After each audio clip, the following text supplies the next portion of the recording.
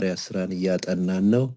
ምዕራፍ 3 የመጀመሪያውን ፓርት ባለፈው ሳምንት አጥንተን ነበረ እና ትንሽ 2-3 ሳምንት ሳናጠና ቀርተናል። 2 ሳምንት ነው መሰለኝ ሳናጠና ቀርተናል እና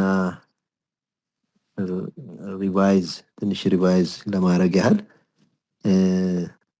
አንድ ታምራት ነበር ያጠና ነው፣ የሽባውን ሰውዬ ታምራት እና እዛ ታምራት ላይ ሁለት ነገር ስንጀምር አንደኛ በአማዶች ነው የተሰራው በጴጥሮስና በዮሐንስ፣ ሁለተኛ ደግሞ በዝርዝር ነው የተጻፈልን እና ይሄ ነገር እንደ ምሳሌ የሚቆጠር ታምር ሳይሆን አይቀርምና ስታንዳርድ ነገር ይሆናል ብለን ጠለቅ ብለን ለማጥናት ሞክረን ነበርና ብትን አድርገን እያንዳንዱን ነገር ለማየት ሞክረን ነበር።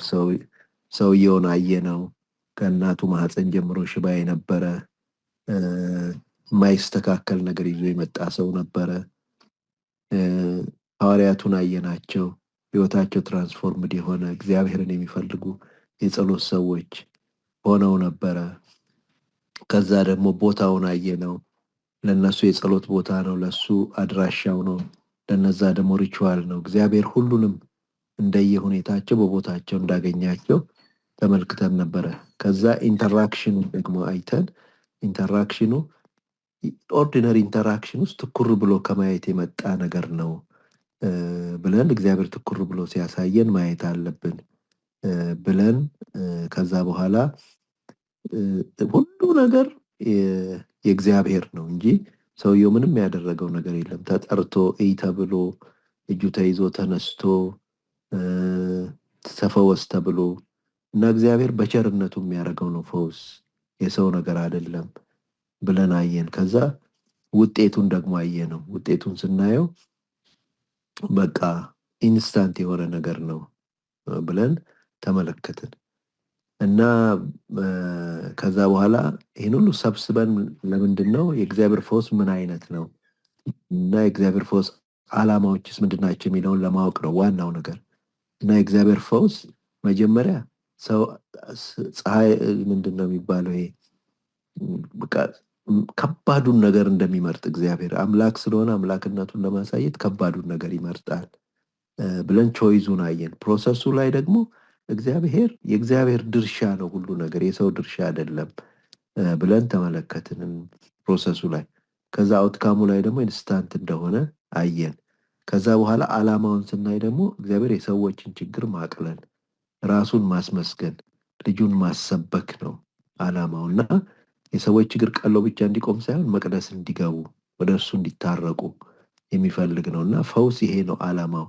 ፈውስ እንዳውም በዕብራውያን ምዕራፍ 2 መሰረት ስለ ክርስቶስ የሚናገር ነገር ነው፣ የእግዚአብሔር ቋንቋ ነው ስለ ልጁ ብለን እነዚህን ሐሳቦች ነበር ያጠና ነው። በአጠቃላይ መጨረሻ ላይ ደግሞ ያለኝን እሰጥሃለሁ ነው ያሉትና ምንድነው ያለን ብለን ያለን ክርስቶስ ነው፣ በክርስቶስ በኩል የተሰጠን ነገር ነው፣ እሱን ለሰዎች ማካፈል ነው።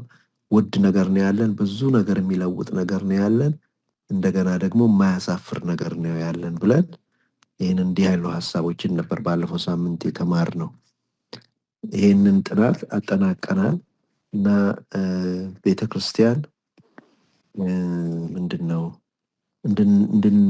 እንድንለው እንነጋገርበት ወይም ደግሞ በልባችንም ልናስበው እንችላለን። እሱን ጥያቄ ሰጥታናለች። እሱን አንዴ ላንብብላችሁና እንነጋገርበት ካልንም እንነጋገርበታለን። አይ ግድ የለም ብለን እናስበው ካል እናስብበታለን። አንተስ አንቺስ የመንፈስ ቅዱስ ኃይል በሕይወትህ ተገልጦብሽ ክርስቶስን ለማሳየት ትናፍቃለህ ወይ የሚል ነው እና ናፍቆታችንን መገላለጽ ይቻላል። በውስጣችን ያለውን ናፍቆት መገላለጽ ይቻላል። እንደዛ ከተሰማችሁ ጥቂት ደቂቃ ልስጣችሁ። ከዛ በኋላ ወደ ዛሬ ጥናታችን እንሄዳለን ማለት ነው።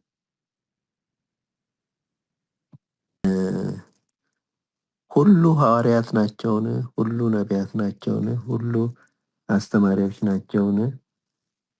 ይላል። የሆነ ነገር መሆን አይደለም እኮ የሆነ ነገር መሆን ታምር መስራት ምናምን አይደለም። እንዳውም የድሮ አንድ መዝሙር አለ፣ ታላቅ ሰባኪ ዘማሪ መሆን አይደለም ምኞቴ፣ ለኢየሱስ ቅዱስ ዕቃ መሆን ብቻ ነው። በሙሉ ልቤ ወድጄው በሕይወት ያስደስቼው በሞትም ብሰደድም ግድ የለኝም ይላል እና በቃ የእግዚአብሔር ሰው መሆን የመንፈስ ፍሬ የሚታይበት ታምራት ብንሰራ ባንሰራ እሱ ኤክስትራ ነገር ነው። ታምራት ሰርቶ እኮ የእግዚአብሔር ነገርም የማይታይበት ሰው አለ። እግዚአብሔር ዝም ብሎ ታምራቱን በእጁ ሰርቶ ግን ሰውን የሚማርክ አሁን ያሬድ ሲመሰክር ያሬድ የዳነው አንድ ሰው አይቶ ነው። በሱ በሚያርፍበት ቤት በየቀኑ ወደ ስራውና ወደ ቤቱ የሚሄድ የመንፈስ ፍሬ የሚታይበት፣ ደስታ የሚታይበት፣ ዝማሬ የሚታይበት ሰው በቃ ህይወታችን አትራክት የሚያደርግ በቃ ለሚጠፉት የህይወት ለሚድኑት የህይወት ለሚጠፉት ደግሞ የሞት ሽታንን እንደሚል መዓዛ ያለው ህይወት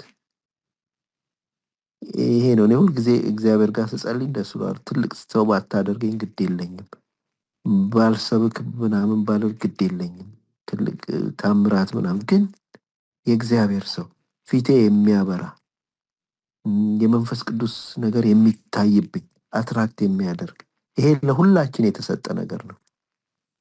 ሌላው የተጠራ ሰው ነው እንደዛ እንትን የሚለው እና ከዚህ ክፍል በጣም እንትን ያለኝ በቃ ይቻለም ኒድ አላትና የምሰጠው ነገር ያለኝ ሰው በሆንኩ የምሰጠው ነገር ያለኝ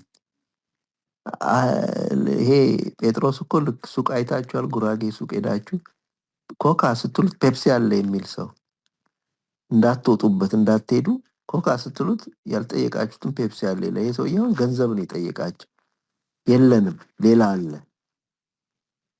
ብሎ ሰውየውን ያዘው እዛው ጋር እና ዓለም ኒድ አላት፣ በጣም ኒድ አላት። በጣም በቃ ለዛ ኒድ መልስ የሚሆን ቤታችን ውስጥ ኒድ አለ፣ ልጆቻችን ጋር ኒድ አለ፣ ዘመዶቻችን ጋር ኒድ አለ።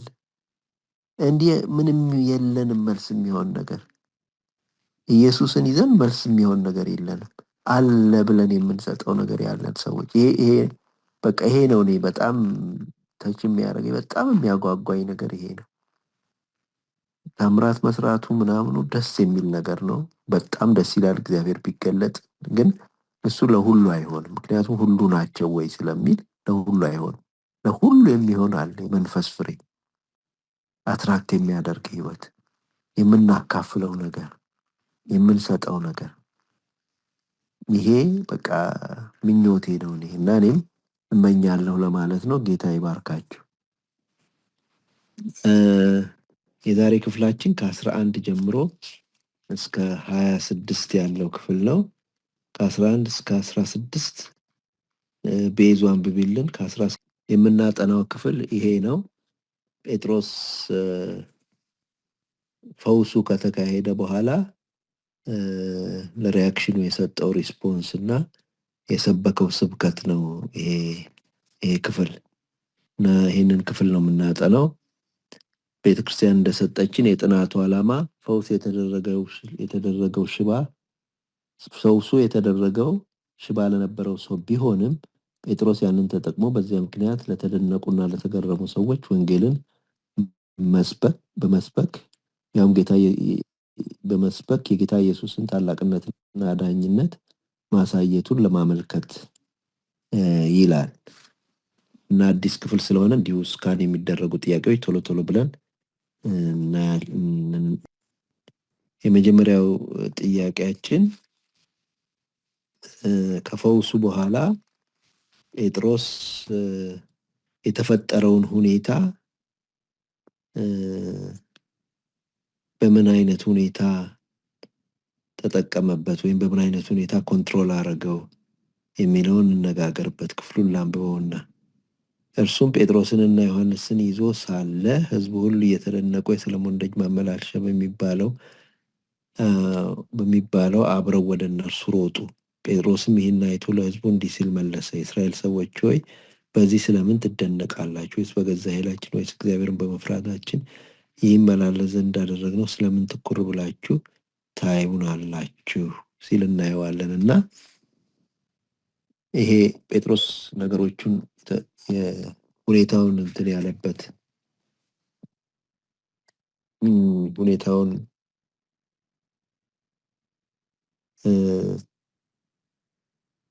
እንዴት ነው የተጠቀመበት? ይህንን ሁኔታ እንዴት ተጠቀመበት? ከዚህስ ምን እንማራለን? ዲስከሽን ነው ያደረግነው እና እንዳላችሁት ነው፣ ሁላችሁም እንዳላችሁት ነው። ሰመራይዝ ለማድረግ ያክል ፈውስ ሲሆን የሚፈጠሩ ነገሮች አሉ። ፈውሱን ለማምጣት በምናደርገው እንቅስቃሴ ደግሞ የሚፈጠሩ ነገሮች አሉ። አሁን እነዚህ ሰዎች ፈውሱን ለማምጣት ሲሉ እግዚአብሔር ባይዘወይ ሙሉ ኦቶሪቲ ነው የሚሰጠው። ብዙ ጊዜ አሁን ለመልአኩ ምን ብሎ ሰጥቷል? ስሜ በራሱ ላይ ሆኗል እና ኃጢአት ብትሰሩ አይምራችሁም ማለት ፉል ኦቶሪቲ ሰጥቶት ነበር። ብዙ ጊዜ እነዚህ የፈውስ አገልጋዮች አይታችሁ እንደሆነ መድረክ ላይ ፉል ኦቶሪቲ ይዘው ነው የሚንቀሳቀሱት። እግዚአብሔር ስሙን በላያቸው ላይ ስላደረገ ማለት ነው። እግዚአብሔር ነን ይላሉ ማለት ሳይሆን አንዳንድ የሚያደርጓቸው ነገሮች አሉ። ለምሳሌ እነዚህ ምን አሉ? ወደኛ ተመልከት አሉ። ወደኛ ተመልከት በጣም እንትን ነው፣ ዴንጀረስ ነገር ነው። ወደኛ ተመልከት ማለት። ቀጥሎ ደግሞ ምን አሉ? ብርና ወርቅ የለኝም፣ ይህን ያለኝን ግን እሰጥሃለሁ። እና ልክ ከራሳቸው የሚወጣ አይመስልም። ወደ አይኑን የሰውየውን አይን ወደ ራሳቸው ሲስቡ ራሱ የራሳቸው ነገር አይመስልም። ይሄ መድረኩ ላይ እግዚአብሔር ፈውሱን ሲያደርግ በሚሰጠው ኦቶሪቲ የሚሰሩት ስራ ነው።